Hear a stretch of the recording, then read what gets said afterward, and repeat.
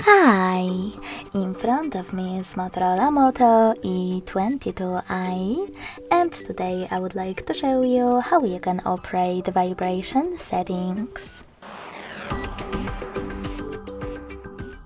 Begin by going into Devices settings and scrolling down just a bit to access Sound section.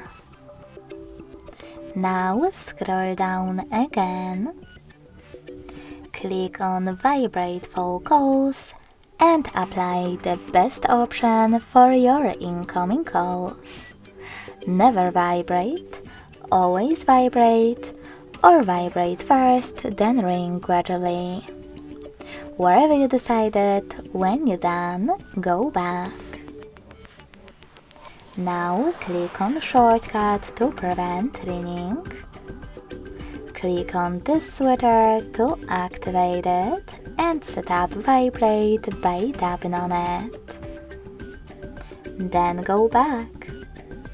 Now you can scroll all the way down and tap on those switchers next to charging sounds and vibration, and that vibration to turn them on or off.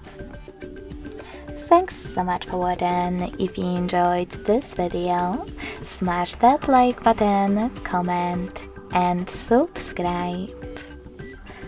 Bye!